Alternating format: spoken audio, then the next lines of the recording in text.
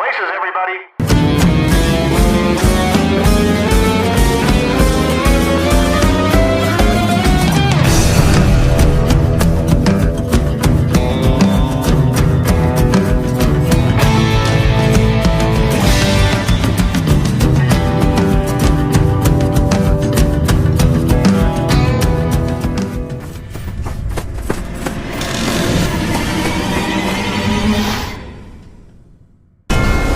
Ladies and gentlemen, welcome back to, I'm going to guess, 11 now, season 2 of Unsung. And, I really feel like this podcast is starting to get some legs, and I hope you all are enjoying it. You can always, comment. I don't take a dime from this. I think everybody knows that. But, one of the most valuable currencies you can give me is, number one, your time, and number two, your thoughts. So, if that doesn't cost you too much, let me know what you think. I can do things better. I can do things different. I can have conversations that are things that you would like to hear, and maybe aspects I don't touch on. Anyway, today I have a guy in the studio here who is, him and I have some history because we go back. He took lessons from me at one point, used to come out and listen to Ray Montana on the band, really wanted to be a student of music, and I was appreciative that he actually thought I could be close to regarded as one of those people.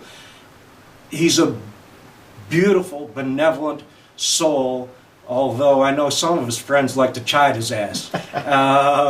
But that's only because he's a big guy with a great heart and he can take it. And I don't want to say too much because I'm going to let him do the talking. Ladies and gentlemen, Jerry TOLAND. Jerry, how the hell are you doing, buddy? I'm good. I'm glad to be out and things back to normal, right? Right. It's been a weird couple of years for all of us in general. Hasn't it? Yeah. I suppose, there's that saying, right, that, people when they come up to you, they, hey, it's good to see you. And I suppose in some respect you really do own that statement back, which is it's good to be seen. Yes, that's my thing now. Yeah. For sure. And I want to touch on that a little bit, as we progress. But like I do with everybody, because I just care about the individual themselves and, their history on the planet thus far. So I'd like to know, and I'm sure the people would love to know, Chris LeBlanc aside. Maybe we'll shit on Chris this episode. Maybe we could do a little bit of that. Yeah, we'll have a segment for sure. But you guys shit on each other enough. And I love it.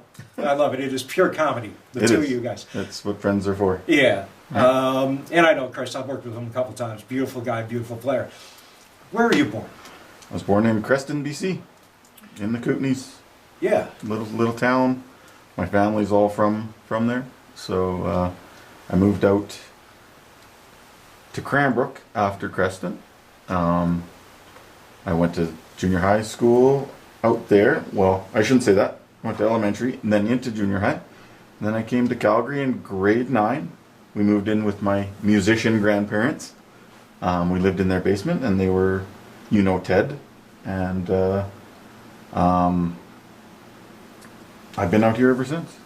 So what year did you move to Calgary then? So I guess that would have been 91 or 92. 91 so or 92? I was 11 or 12 years old. Right, I guess. Right. I would have had, my second would have just been born, 91, 92. On my way to Baton Rouge in 92. So you moved here to Calgary in 92. Yep. And I mean, come on, let's be serious here. Let's be honest. We know you as the drummer. Yes. Jerry. And the musician. Yes. As much as the great guy. Where did you get bit? I mean, the music. What happened to you? The music was always there. Like I said, we moved out here, and my grandparents were a road band. So Ted was a drummer, lead singer. My grandmother played keyboard and left-hand bass, and they had a traveling band, and they were going all over, mostly BC, Saskatchewan, Alberta. Growing up with that happening, basically they'd be gone for 6 weeks at a time, and then they'd come home for a week, and then be gone for 6 weeks at a time, and come home for a week. Right. And that's what I saw music as. I actually didn't want to play music. Really? So, yeah. What did you want to do? I wanted to be an athlete. I wanted to play basketball. I wanted to play volleyball. I excelled all through school and then scholarshiped. Didn't do so well in school, so lost that scholarship.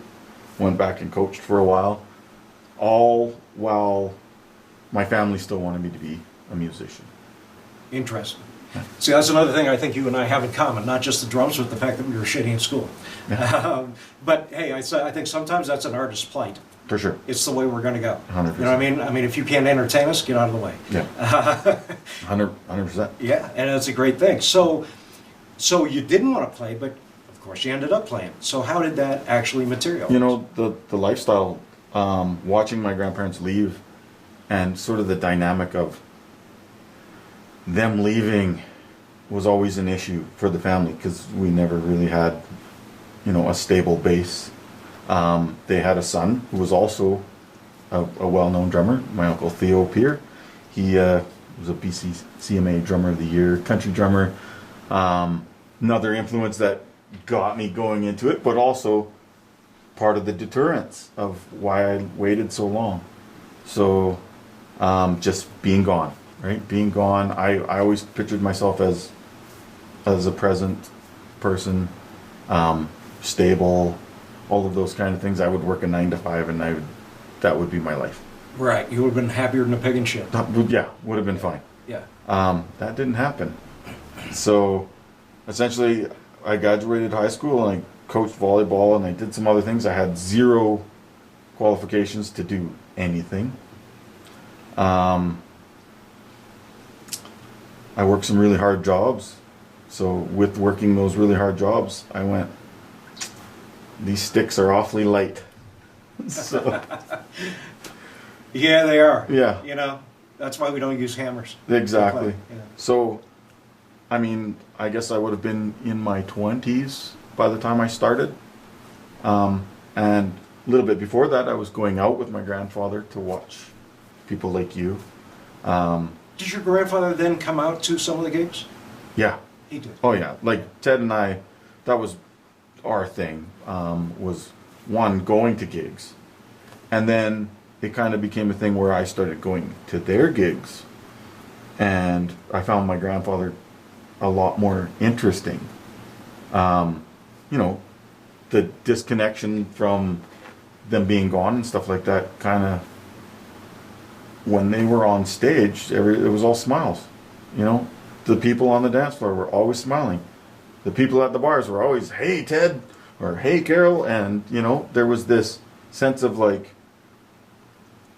camaraderie no matter what bar you were in, or club, or venue, or, you know, they were putting on that party, and, like, sort of mini celebrity. Huh. Yeah. Is what I thought. So, starting to hang out with them more, my grandfather started teaching me things like sound. So I started mixing on the soundboard and started then recording them and mixing them through an auxiliary and trying to get the best board tape I could get out of that. And then getting a multi-track recorder after that point and doing these things. So I thought, okay, musically, this is where I'm going to go. Like, I'm going to go into audio engineering for sure, recording. That's where it's going to take me. Right, because as far as I know you, when your career actually started to happen for you, I kind of put you in the space of kind of being a multi-tasking musician. So you're playing, absolutely, but I also knew you knew something about sound. Yeah. There was also the business aspect of it that I think you really undertook, and successfully so, at least to a degree, so. right?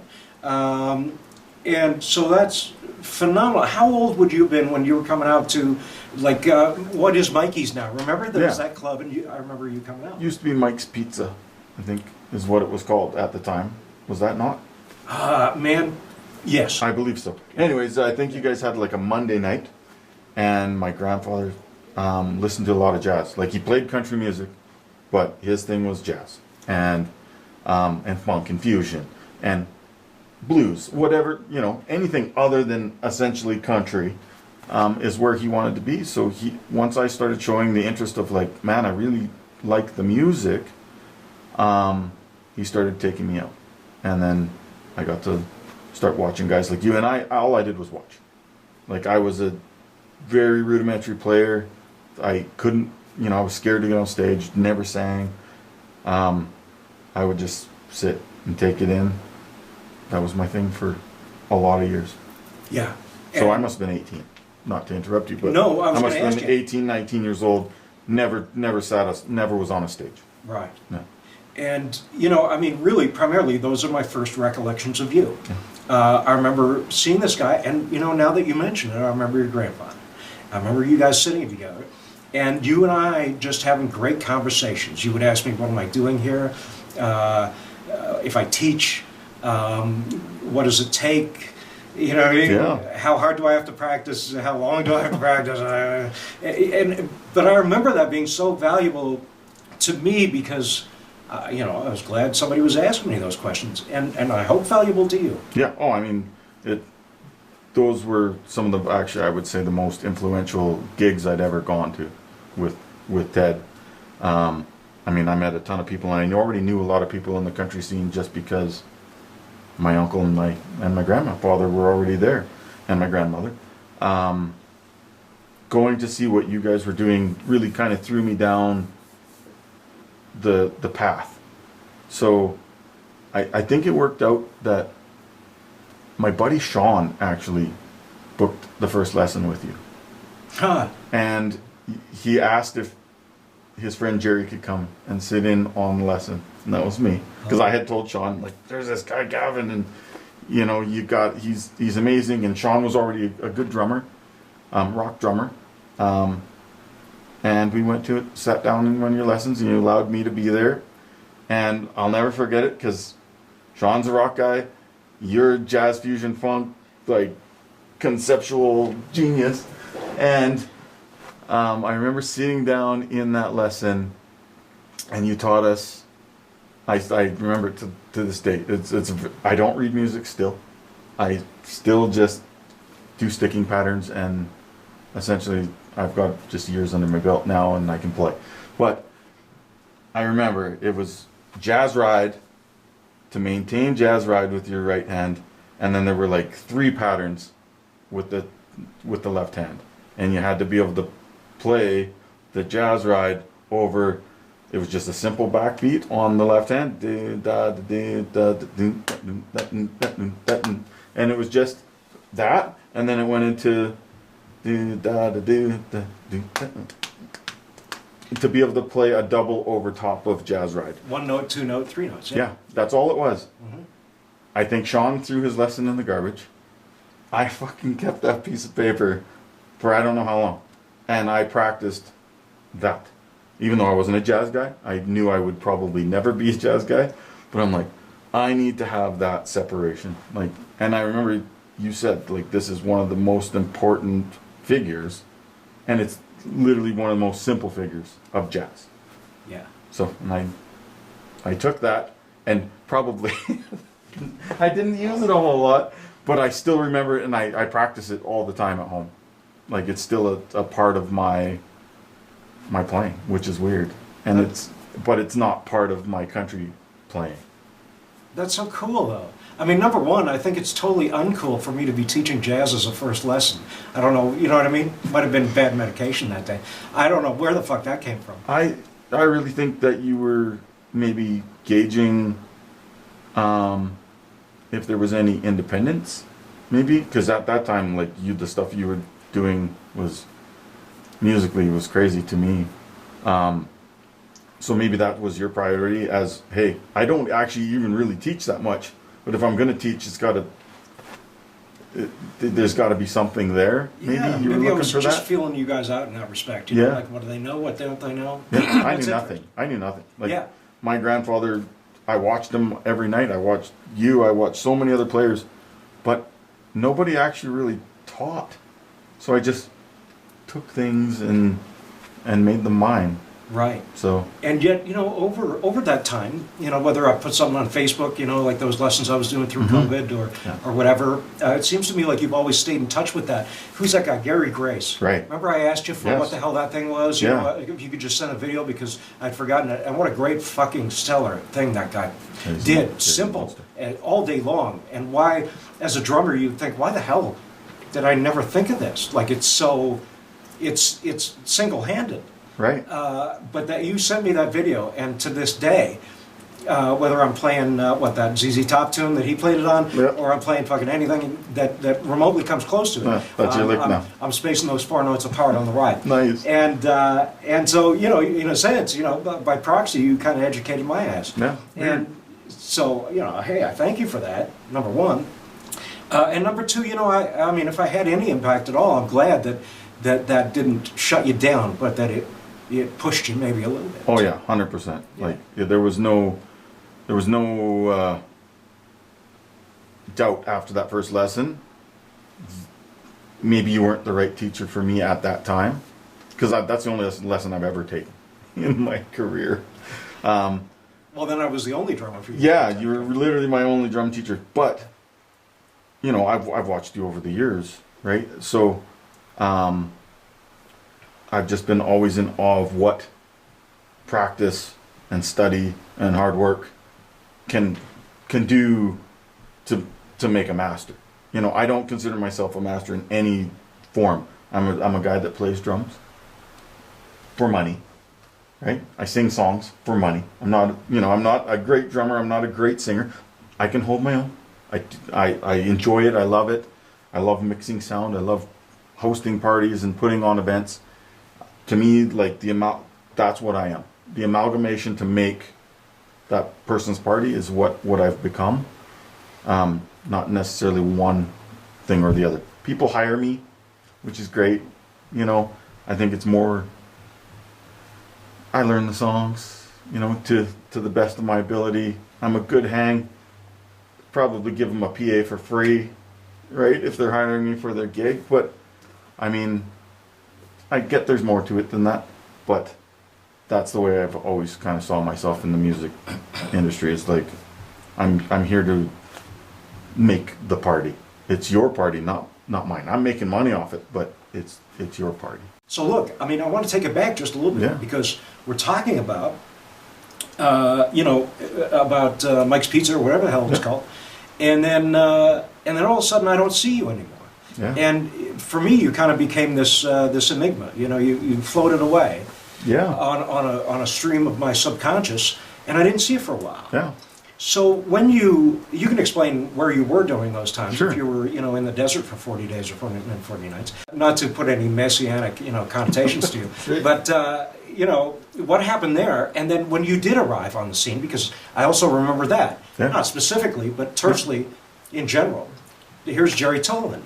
Yeah. So what was that process? Tell me. Essentially what happened is, I was doing the recording thing with my grandparents and really just kind of following along with them. And finally my grandpa's like, just get up and play. Like, I know you can play. Just get up and do it. So I did. And that night he was pretty complimentive. Even though I knew I played like I was in grade 2. But I knew all the songs by this time. I'd been mixing them for so long, like it was just, I really hadn't sat down and practiced on drums, but I could play these shuffles and I could play these trains and I could play these straights and get away with playing country music. And, my grandmother set me aside and said, you can play. And if you're not going to use it, I hope God gives it to somebody else. Somebody who will. Yeah. I want to stop you just for a second because I think it's so valuable what you just said. But, basically you're either talking about, remember the old Kung Fu show? Yes. David Carradine? Yes, I sure do. And it's, once you can snatch this pebble from my hand, it will be time for you to leave. Right. It almost seems like that kind of scenario, Yeah. or like a bird nest scenario, where, hey, you're going to fall out, you're going to break your leg, you might get fired, people might hate you guys, they might say you're no good, they might blah, blah, blah, but it's time for you to learn that process. Yes. And am I being honest? Yeah, that's exactly what it was, is that she was brutally honest with me to the point, like, if you have this, it needs to be out there. If you're not going to put it out there, then don't be here. Like, you don't deserve it. You don't. And I kind of took that to heart, and it was weird. Things kind of aligned. I broke up with my girlfriend, who was totally against me playing music at the time, right? And my grandfather gifted me his Canwood drums. Nice. Like I think he had them made in like 1990. They were, you know, big 8-piece, beautiful aquamarine Canwood kit. And like, I feel babied, but that was my first real drum set. And he introduced to go on to where, you know, you didn't know where I was. I literally joined a band, learned their 100 songs, and went on the road. That was it. From that day, I joined a band, quit my job, quit everything, and started playing full time. Risked it all. Risked it all. Yeah. Learned 100 songs, joined this band. They said, these are the 100 songs we do. They didn't do like half of them. But after learning 100 country songs, I was up to speed on, you know, the scene. And you were a little bit better, right? Let's be honest. Yeah. Right? Like you started, but you also probably knew, or if what you didn't know was about to be revealed to you, that you know, it's not all shits and giggles. That, No. You know, that it's ups and downs, and that you're going to be learning now on the gig, and that might not be appreciated sometimes. Yeah. Yeah. Well, and back then, at that time, you know, 20 some odd years ago now, or a little better, you know, there were still 5-nighters, there were still 6-nighters, there were still 3- and 4-nighters. So, everywhere. So that's what I did. I didn't practice drums to become a better drummer. I practiced drums to be good enough to play the songs that I was getting paid to play.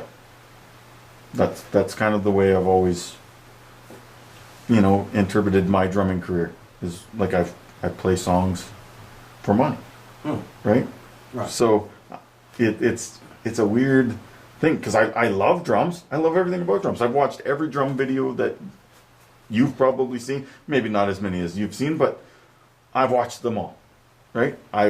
I don't read music, but I've looked at a lot of books. And I love drums, but I was busy. I was making money, right? So all that mattered was Brown Eyed Girl. All that mattered was Dust on the Bottle, right? Right. You know, that brings up a point that you're making right now that Ray and I had discussed and talked about. And that was that, yeah, you know, I mean, excuse me, you needed to know something about the instrument. Mm-hmm. You need to know, you know, you need to have some sense of time. Yeah. You know, you needed to have a chop or two. And you need to know how to groove, or at least the different types of groove, even in country, whether it was a train or a, you know, a straight eights or whatever. But back then, ooh, doesn't sound that long ago, and God damn it, you and I both know it was yesterday. Feels like it. Yeah, doesn't it? It does.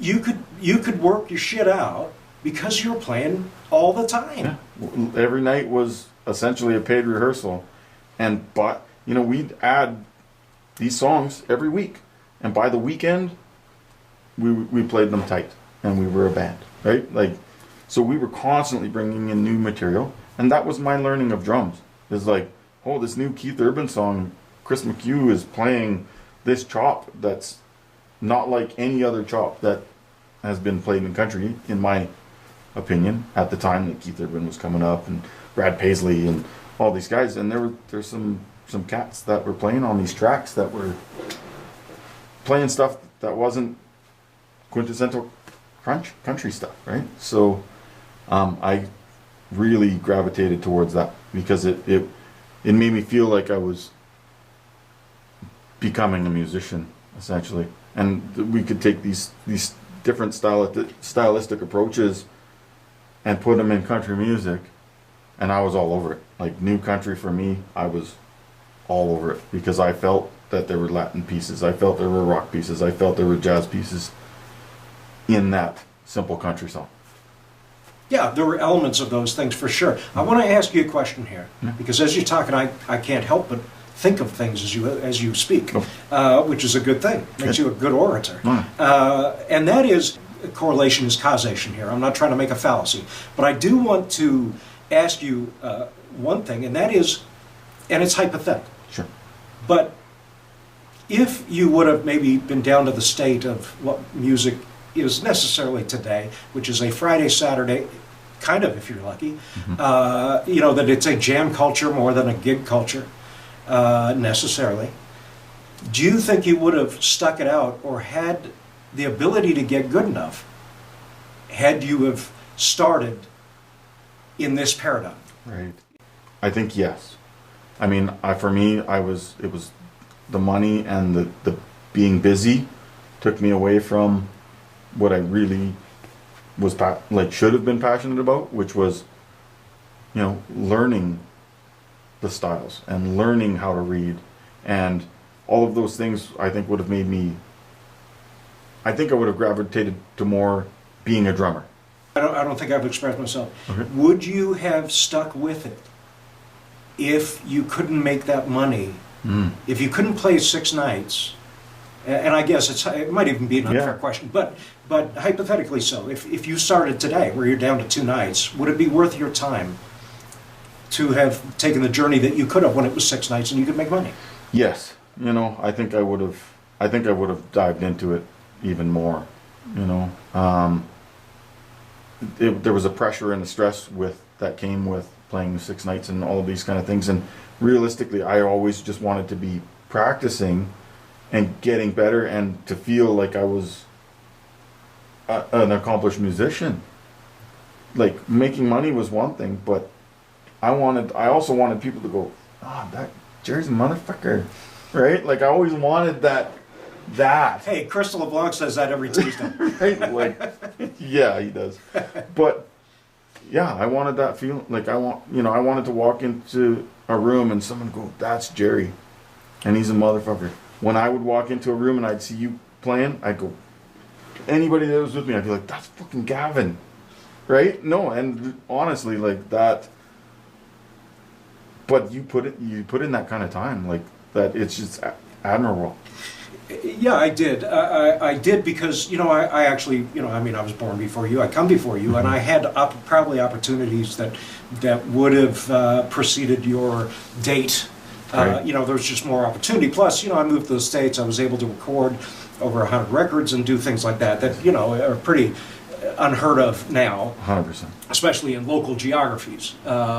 So, you know, I was fortunate in that respect. Let me ask you a question, though. Yeah. And this is an honest question. This is a sincere question. For what reason would you have wanted people to walk into a room and say, look at Jerry, he's a motherfucker? You know, if I would have, I think what has happened, and the reason why I wanted people to say that is because I wanted to practice, I wanted to do those things, and I wanted people to say that of my drumming. But I think what ended up happening is all the years of doing all of it, people started to go, that Jerry's a motherfucker because he's working all the time, right?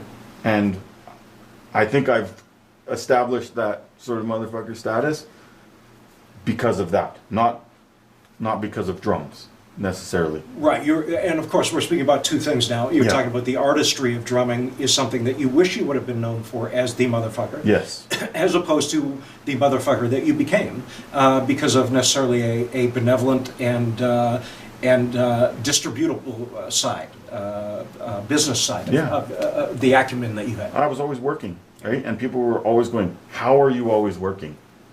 Like, what are you doing? You know, and for me, I guess maybe where I lacked in practicing drums is that I gave a shit about music and I gave a shit about the scene, the people that were in the scene, the look, the sound. I didn't want to be just a dusty country band. I wanted to look awesome. You know, the guys in my band were big, good looking dudes that could all play, you know, but they were also down to earth, big hearts. I kept those same guys for 15 years. Right? We were a band together for 15 years, and I think that spoke volumes. And that's why nobody saw me for so long, too. We were this tight group of guys that made money, and moved around and worked all the time, and then, you know, 4-nighters turned into 3-nighters, and then turned into back 2s, and all of a sudden, I'm out on Wednesdays and Thursdays checking out my buddies playing, right? So I think that's when I kind of came back into the scene as like, hey, Jerry's here and he's out watching and he's out doing these things, because now I'm not playing on a Monday or Tuesday or Wednesday night. So Let me say a few things about that. Mhm. Number one, I think you achieved that. I think you achieved that that observance in our geography. Right. People did see you as, you know, Jerry kicks fucking ass, man. Like, he's out there all the time. Mhm. And he is, you know, he's promoting his own bands, or he's doing this, he's doing that. I mean, I saw you on the bills with people that I was like, hey, I'm over here. Right. And you were working with these guys. And I'm like, impressive shit. Impressive. You know, sure, jealous? Yeah. But I don't know where you live. So I can't come and get you. No, I mean that genuinely. I was impressed with the fact that you were playing with these people. I couldn't have been happier for you. Right. And you were doing it, and I was going, wow. You know, I guess whatever credit I take, whether I can take 1% or 0.001%, I was just glad that I had any kind of, you know, involvement in the fact that you were doing that. The other thing that I want to touch on, and I'll ask you these questions, or this question, is describe for me, what do you mean you love the scene? You love the people. You loved, because, and I'll give an example of what I think you mean by it, but you can explain it better, is the dual drumming things you used to do. Oh, You know, to me that was a benevolent act of saying, hey, man, we're a fucking group of dudes. You know, we are important to each other. We're one single mind, Right. you know, that want to create. We're goofy, we're drummers, we want to share all the time. Yeah. You know, we're nerdy as the fucking day long, you know, as the day is long, but we love each other. And, you know, there is an intrinsic kind of sense of that, especially with the drums. I don't know what it is. For sure. Tribal maybe, or something like that. So describe for me, what do you mean about the love for this? Yeah. Well, I mean, obviously doing it for as long as I had, I established relationships, right? And I would like to think genuine relationship, right? And I was always the guy that was, hey, you forgot your snare stand? I'll be there. You forgot your sticks? You need a sound guy? Doesn't matter. I was that guy, right? Didn't matter who you were. And, you know, I think that went a long way for me for a lot of years. And I felt like I could, you know, through the band and through just music in general, you know, there's a lot of sort of power there as far as, you know, I was a drummer, yes, but I would bounce from table to table and thank people for coming in genuinely, because they're the reason why I was able to do it. After a certain point with the band, I think the double drumming thing came out of pure, not boredom, but you know what I mean? Like, we'd been a band for so long, and we had been playing some of these places for so long that we felt sort of invincible and that we could just do whatever we want. And I told the band, I'm like, what would you guys think? The place is big enough, the stage is big enough. How would you guys feel about, instead of hiring an extra guitar player this week, let's set up 2 drum kits and hire another drummer? And the guys were like, I don't know, it's going to be real loud. And like, you're stupid, Jerry, but ultimately I was booking the band and paying everybody anyways. Exactly, they kind of had to shut up. So Yeah. even if they thought, you know, Jerry Toland's a weirdo, nobody could say anything. Yeah, I was like, we're doing it. Like, if there's any place we can do this, we're doing it. And to me, it was a success. Like, I had some of the most fun I've ever had on stage, and the most nervous times I've ever had on stage, trying to lock in with another drummer. Like, it's weird. It's not impossible, but it's weird. Yeah. Right? Yeah, it certainly takes some big ones of these. Especially when you're the guy steering the ship all the time, and it's your band, right? So, like, I kind of felt like, okay, there's 2 drummers, but I play a certain way, and you're going to play a certain way. How are we going to make this work? But night after night, like, I mean, I did that for a few years, I think, making that happen. And I mean, so many great drummers came out, yourself included, and like guys that got to play with, you know, I would be like, oh, I want to play when Gavin's up, but also I want to watch this guy play when Gavin's up. Like, can they lock in? Can it happen? Right? And it was amazing. And you know, I asked you to define what you mean by love, because love is an esoteric term that can mean everything and can mean nothing. And I think you defined it well. Just as you were speaking, you know, this is how you loved. You know what I mean? I don't want that to sound weird. I want that to sound honest. Yeah. In terms of, you know, this was, you know, because you had a heart. Let's just put it that way. Because you had a heart for the scene and for your brothers and sisters. You did something to bring people together. 100%. Yeah. So there is no good segue to this, but how you been doing these things? That's a loaded question. Yeah. I'm good. You know, things have been up and down for the last, I guess, what now, since December. So, you know, for those that don't know, I got sick and, you know, went to the hospital. You know, had the C word to start with. Developed a pneumonia. So in that, I went to the hospital because my lungs were bubbling essentially, right? And they started treating me for pneumonia originally. Things started to look positive. They had like a steroid and an antibiotic in me and something else. Then they decided that my COVID was so recent that they would put some of these, you know, emergency use drugs in me. So I don't know where to go from there on it. They put the drugs in me. I went into anaphylactic shock, had 0 time, and had to go on the ventilator. So I texted my wife I loved her and made my peace with the possibility of not waking up and went to sleep.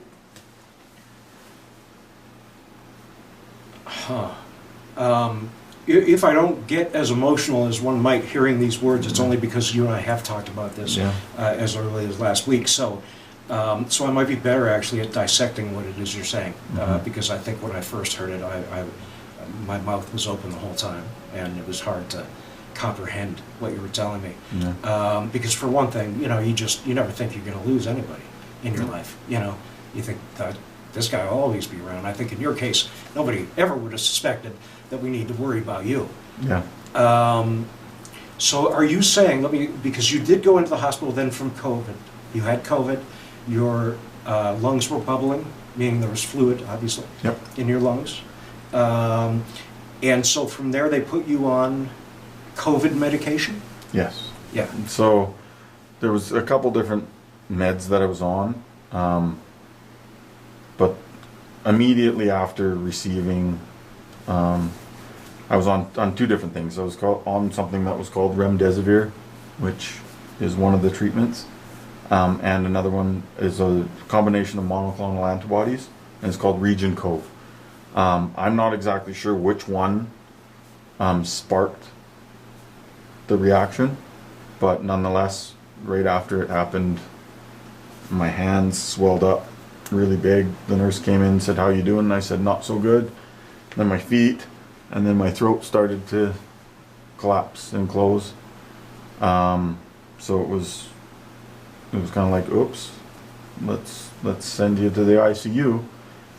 Were you, so pre the COVID drugs that they were giving you, how did you feel?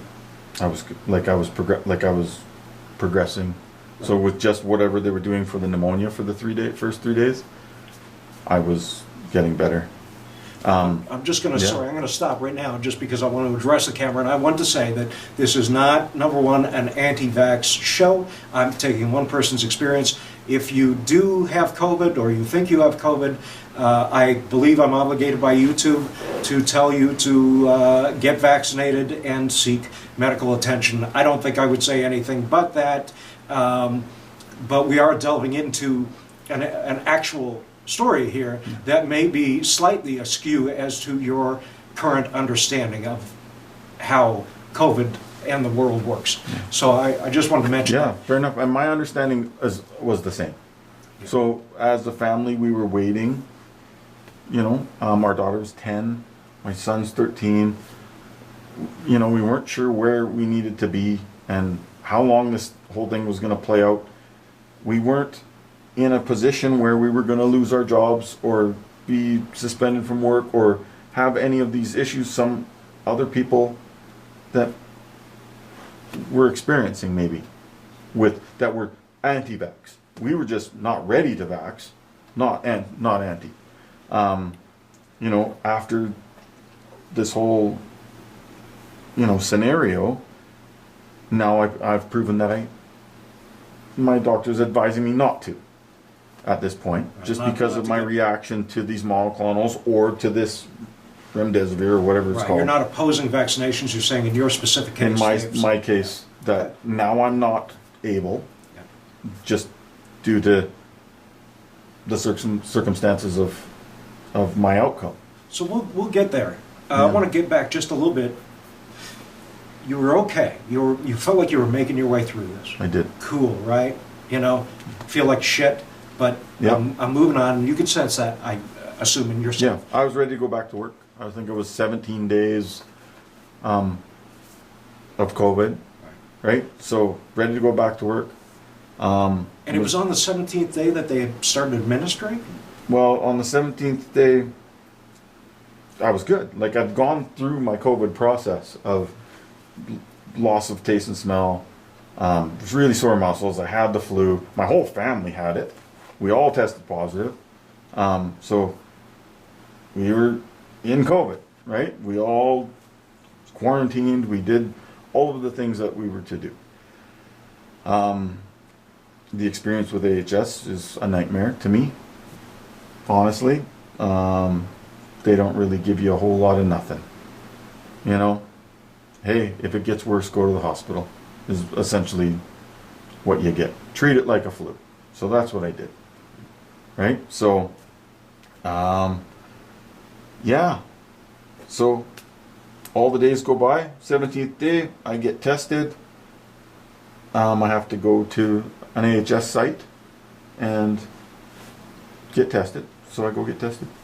I don't get the results of that test because shortly after that test, I went home and my lungs were bubbling, like that night. So I spent about 3 more nights not sleeping, completely freaking out. And the wheezing and the bubbling started to get to a point where I'm like, okay, I gotta go to the hospital. So you were feeling again, you were showing symptoms again of the same symptoms or similar symptoms that you were showing back on day one? Not even the same symptoms. I never had any of that. I had no cough, I had none of this. So these are completely different symptoms. Okay. So during the COVID, I was feeling really sore, and we had that -30 snap, and I was in the hot tub every night, and I don't know what turned it into pneumonia, but they said I had bacterial pneumonia as my diagnosis when I got to the hospital. Didn't find this out till after. On day 17, after you had beaten COVID. So by that time, when I got to the hospital, I was on day 20 or 21, check into the hospital. So not getting my HS results back yet, and not getting any confirmation from the hospital. Later on, I found out that I had tested negative. For COVID? For COVID. Right. But I was still administered COVID treatment. So you were diagnosed on the first day as having COVID? Yes. Roughly? Yes. You went through 17 days roughly, yes, getting over COVID. You were tested on the 19th, 20th day roughly, didn't have COVID. Then you were admitted because of bacterial pneumonia, yet treated as if the bacterial pneumonia were COVID, correct? Something along those lines. Something like that. Yeah. Why do you, well, let me ask you this, and maybe you can only assume, or maybe you know the absolute answer. Why do you think you got pneumonia? Do you think that COVID had anything to do with you getting pneumonia? Maybe. So, in my mind of minds, my immune system had been demolished by COVID, therefore leaving me susceptible to something like pneumonia. Or my COVID morphed into a pneumonia. I don't know. One of the two. Either way, it sent me to the hospital. And either way, I was then administered COVID drugs when no longer having COVID. Okay, I just, you know, Yeah. for the sake of the people listening, Yeah. and because if I'm not quite understanding you, I want to make sure that I understand every part of this as we move along in Yeah. it. I think that's important. Like I said, I've kind of gotten over the emotional aspect of Yes. this, because last As week... have I. Yeah, but trust me, last week, I think I even talked to a friend, and I said I had my fucking mouth open the whole time he was telling me this. Didn't know what to do with the information I was hearing. So then you get admitted for COVID, or you get then treated with pneumonia as a COVID patient, taking COVID medicines to get over something that wasn't COVID, and this is where I think you might agree that things started to go wrong. Yes. Okay. So then, literally after being administered, I went into anaphylactic shock. This is what my transcripts say, and you know my account of the events. I remember waking up, and my leg was really sore, and being wheeled to ICU, and so they had just done the EpiPen in my leg, and so apparently I had come to long enough to talk to a respiratory surgeon. And he basically just said, "Miss Stolen, we got to put you on a ventilator. Your whatever has happened, your reaction to COVID or my reaction to the drugs or my whatever this is at this moment." Had you been administered COVID vaccinations, the reservoir? These are not vaccinations; they're just treatments. Treatments. So right? had you been treated prior to EpiPen and leg and Yes. this story? Yes. Had you been treated so with I had those? been immediately after being treated with that is when I went into the act. So you sense that perhaps the potential reason why you went into these further, more nefarious symptoms was because of the reservoir. Whatever my reaction to the drug. And then upon my waking up, I also had now a red medical bracelet that said remdesivir region cove. So, which is and caffeine, which is my allergy. Yeah. So, obviously I had a bad reaction to it. So, to go on with that. Had you been given Resavir and these things in the 17-day period? No, no. So when you went into the hospital because you were re-experiencing what could have been further COVID symptoms yet tested and shown negative Yes. in terms of diagnosis of COVID, Yeah. they were treating you with COVID drugs. Yes. And after they treated you with the COVID drugs is when things kind of went to The shit. day, Yeah. the minutes after treating me with that drug is when I went in. Okay. So Okay. that was my conversation with the respiratory surgeon was, I think you're young enough and strong enough that you're a good candidate to essentially survive the ventilator. And I didn't have the same positivity as he had, Even in your state of, how aware were you at this time? I wasn't very aware, Okay. but I was aware enough, and my grandfather Ted had passed away on the ventilator. Everybody's a COVID expert, so I had been doing my research on, like we're all doing, but, your outcome is not great. Being, over 40, on a ventilator with pneumonia as a comorbidity, right? Essentially. So would you say that being on a what do you call it, a respirator? Ventilator. Ventilator, sorry. Yep. Being on a ventilator may not necessarily be the best course of action for Well, the Being that my throat was, demographic you were in. being that my throat was closing and all that, I had to go on it. There was no other option in his eyes. I had two options. They could trach me, which is essentially cutting my throat, and he said there's a possibility that I could lose my voice. I had said, you know, I'm a singer and I'm a salesman, and you know, I kind of need that. And he said, well, I guess we're going to put you under. And so I signed the paper. I immediately sort of made peace with it and went, okay, if this is the way I'm going, Sorry. Yeah. Can you share in just a nutshell, or however comfortable you are, what the paper is? Well, I don't know what was on the paper. They said I needed to sign this paper, and I'm assuming it's some type of release of liability or notification of kin or something. Okay. So I don't know. I didn't even have time to read it. Like, it was literally like, we're doing this and we're doing it now. You need to sign this paper. Text your wife you love her. We'll tell her the rest. And that was it. And then I was out for 9 days. It seems to me like the span of time between, you know, you going into the hospital, drugs administered, you feeling symptoms, and then them getting you to sign what essentially sounds like your life away, is a very short period of time. It was minutes. And what were you thinking in those minutes? Were you like, I was thinking I guess you almost couldn't think. I couldn't think, but I was thinking, I can't believe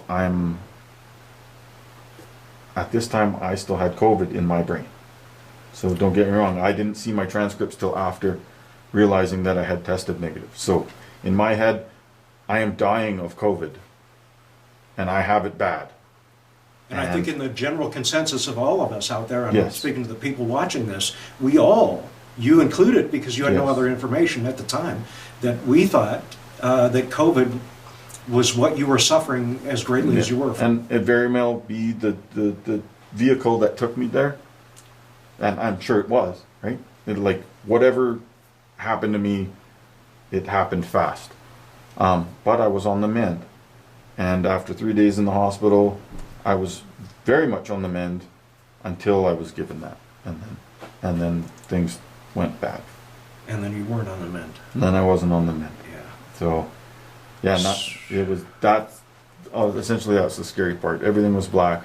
I don't remember anything from being under, even though my wife and my brother said I was somewhat coherent when they would visit me, and they had a hard time visiting me because I got a tube in my lungs and respirator on, a ventilator on, and it's not a pretty scene, and my heart is 200 to 250 all the time. I'm rapidly losing weight. I atrophied like you wouldn't believe. I couldn't walk, I couldn't, nothing. So that's how they describe it to me. For me, I just woke up. Mr. Toland, we're going to pull the ventilator from you. We need you to do a few things. And I was kind of like, okay, what do you need me to do? I couldn't talk, obviously, but they said, we're gonna remove this from your mouth, and don't clench or anything like that. And they said, when we go to pull it, we need you to yell, essentially scream as loud as you can. So they pulled this thing out, and I was like, meh, like nothing came out, and Not even a bleat? barely, it was like a little meh, but bubbles. Yeah. And green and orange all stuck to this 20 some odd inch tube that was down me. And then I was alive. Like crazy. Like my brother fought for it because I had been rejecting this ventilator over the course of these 9 days. I was going into like code red. My heart would never go below 200 beats. So they couldn't get enough nutrition in me, so it was like crazy. Like I don't know because I didn't see it, but from their perspective, I'm dying. Like I'm atrophying on a level that they can't even comprehend, right? And Or can seemingly do much about. right. And it's all following these protocols, right? That they're on, which fair enough. Like I'm not a doctor, I don't know anything. And I'm asleep. But my brother is watching me go into these cardiac episodes And him relating to me is in his head going, he's getting mad, he's getting angry, and the nurses are saying... What's he getting angry about? He's getting angry for the fact that by a certain amount of days, after about the 4th day, I was breathing on my own. Like the majority, I was doing the work. Not the ventilator. So what was happening is every time I would come out of sedation, I would fight it. And I really fight it. And I was donkey kicking the beds and trying to pull it out of my mouth. And so after that point, I was restrained. Do you remember you? I don't remember any of it, but I remember waking up and my elbow being really bruised and my ankle being really bruised as well from hitting the bed. You don't remember? Don't remember it. My brother just seeing, and my wife. Like, my wife was like, he's agitated. You know, every time he's coming out of sedation, he can't believe that this fucking thing's in him, and he's rejecting it, and he's gonna die. And they're like, no, we got to keep him on another 4 days. And ultimately, my wife, she calls my brother and says, Joe, I really need you to go to the hospital and get really, really fucking angry. And he did. And after his, what I think saved my life, after him doing that, they just said, we'll have him off it in an hour. And I woke up at that point and then dealt with all the, I mean, I was on a wall of 9 different drugs. You know, to label them all would be whatever, but, you know, fentanyl is one of them. Ativan, hydromorphine, whatever sedations and paralytics, and, you know, essentially I was motivated to just get the fuck out of there. And then I just, once I was out, I was sent home with nothing. No painkillers, no after drugs, no phone call, No apology? no nothing. And then I went home and had withdrawal for about a month in my bed, shaking, crying, freaking out, blacking out. Jesus. Yeah. See, I know you all aren't in this room right now. I know you're watching this from the sanctity of your own dwellings. But in this room right now, as Jerry's telling me the story, I can tell you that there is a palpable, eeriness that has come over this room. So if we seem a little solemn, or I do, it's for good reason. It's because that exists right now around us at the moment, that certain sense. It seems to me that, protocol, good, bad, or indifferent, was something that they were going to follow with you no matter what the observance was, no matter what the necessary science may have been dictating, that you were at the behest of a protocol more than an absolute well-rounded understanding. I don't, like I said, I'm not a doctor. The protocol is what it is. I don't know. You know, I'm happy to be here. Obviously, I thanked all the people in ICU that were taking care of me. Like, I felt like when I woke up, they were saving my life, right? And I truly believe that they are, and they believe they are. And, you know, as they're human beings and they want the next human being to live, so especially from this, right? Yeah. Because people on the ventilator with COVID are very much doomed in many cases, or they end up with major long COVID or long outcomes or serious adverse effects. And some of that could be potentially a result of the ventilator itself. For me, I believe all my after effects were from the ventilator itself, because I don't have lung issues. I don't have any of the quintessential COVID ailments. Right? Long COVID. Yeah. So let me ask you this. When they pulled the ventilator, which I don't know, were you awake for that? Do you Yes, remember that? yes. Okay, so that must have been a daunting moment for you. I don't think you can diminish what that might have been. Mhm. When did you, I'm going to assume that even though you were out of your coma when they took you off the ventilator, you were still maybe not as coherent as you might be sitting here No, today. definitely not. No, Okay. I was disoriented. I was definitely all over the place. I remember them getting it out, wheeling me to the room that I was going to be in now for the foreseeable future, out of the vent ward.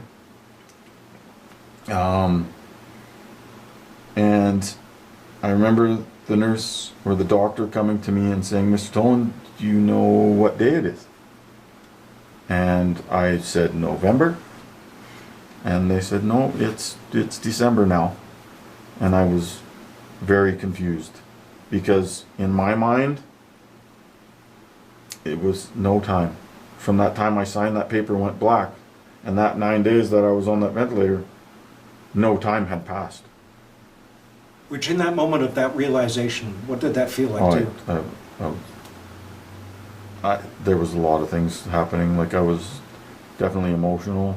Traumatic? Surreal? 100%. Surreal? I was more perplexed because I thought I was dead. Like, you know what I mean? Even though I have no recollection of being out,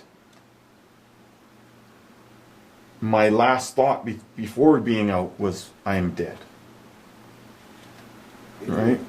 So I don't know how to equate it to, and then when I woke up I was like, oh, what the fuck? Like what? How is this possible? Oh, I see what you're saying. Yeah, that's an enigmatic statement to say the least. What you're saying is that when you felt yourself slipping into unconsciousness, or the very great potential of that going, I guess this is it, goodbye. Yes. And then it was perplexing to you when you woke up saying, wait, I already said bye to myself. Exactly. Oh, It was crazy, and I remember waking up and I was very cold and I was shivering, and yeah, and just the voices and nobody there, no family. So I woke up and I'm just surrounded by strangers and buzzers and alarms, and like I was just like, it was really confusing, right? And after all the excitement went away and I was stabilized and brought into my room, I had to even cracked a joke after. Was like, wow, that was something, to my nurse, and she's like, boy, was it ever, right? Like, she's like, you are so lucky to be here, right? Took a trip without leaving the farm. I still like don't get it, and I still have a tough time comprehending the situation. So yeah. So there's no way to diminish this. I mean, and of course, I think to get into this side of it, to the philosophical side of it, to get into the spiritual, maybe perhaps side of it, to get into the psychological side of it, may be too much today. Yeah. Only for sake of time, although I would think that if you're a person at home listening, you might want to go through the entire journey and have this done. But I'm sitting here in the room with the guy, and I want to respect that as well. Where do you find yourself, and this is terse, I guess, you know what I mean? It can't be explorative in that sense, but where do you find yourself now? I mean, this thing must have raised something for you. Yeah, well, I mean, it's a lot of things, right? I mean, I believe COVID is real, right? It is here, it is thing, it is tangible. Vaxxed, not vaxxed, I believe, this is just my belief, is if you have it and you have it bad enough and you have a comorbidity, it could have your number. I think that's where it's dangerous, especially dangerous. Now, knowing now what I know, that I was negative when I went in, I'm also angry. Because maybe they prematurely treated me with something. I don't know. It's all emergency use, and it's Canada, and it's all of these things that I'm not going to fight, because I'm happy to be here. I feel like my ICU people took good care of me and saved my life. But I also feel like I didn't have to be there in that position. So I'm perplexed. Now for me, it's just moving past it. You know, like I would like to forget that it happened. Because yeah, I feel like I've bounced back. I'm back to weight. I'm back to normal for the most part, right? And I sure have a better sense of what's important. So. I guess that's what I was getting to. And everyone that took care of you on an individual level could not have done a better job. They were all loving, caring, Yeah. You know, were pulling for you, were maybe even racking their brains about what can we do, how to. But on a global level, on the umbrella over top of the people themselves, might have been the thing that there was adherence to that might not have been the better part. Well, regardless of these protocols and regardless of what's happening, nobody deserves to die in those rooms alone. You know, nobody deserves to have one delegated person or two delegated people and that be it for you. Because there were people that was it for them. And, you know, it's not just one person dying, you're taking a massive part of your family away.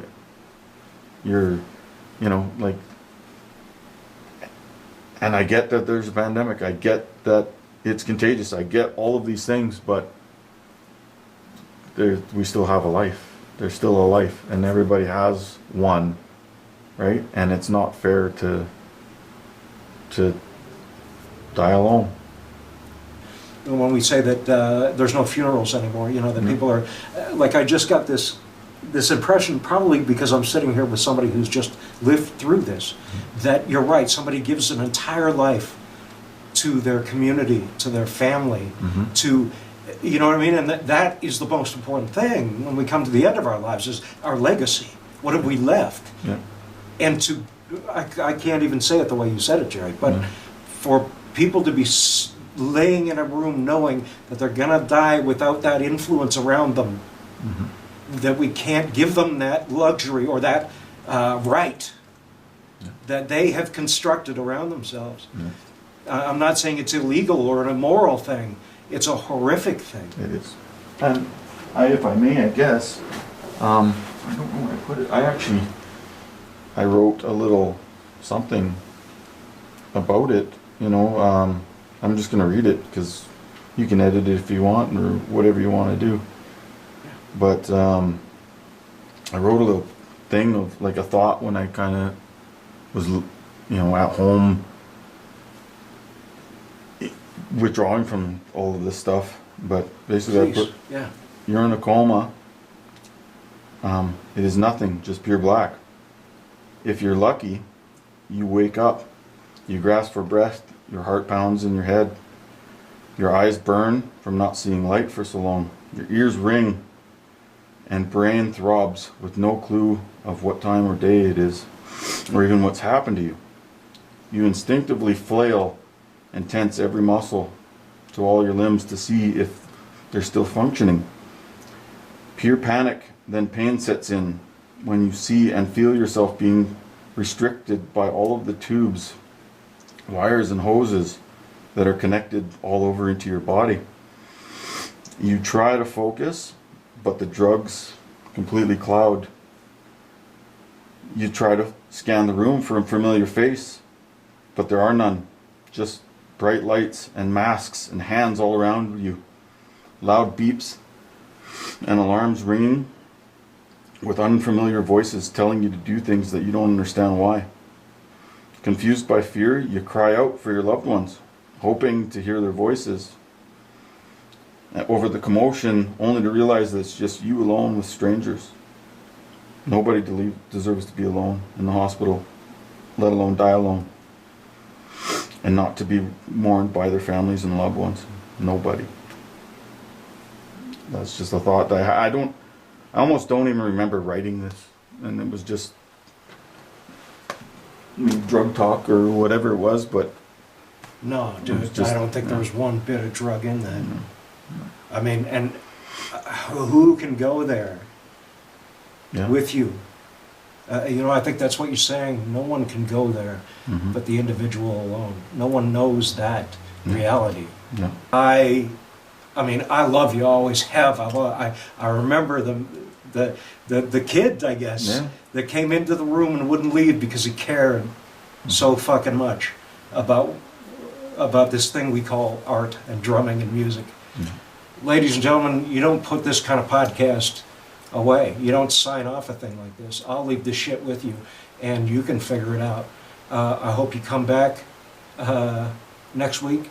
And this is the kind of sincerity that I'm trying to get from this podcast. I love y'all. Be well, and I'll see you next week. Thanks, Bye. Gavin. You know it. You know it. Proud to shake your hand. And if crazy. Chris LeBlanc's out there, Fuck. yeah, Yeah, he was one of the few that he had to be a solid guy. he was one of the few that was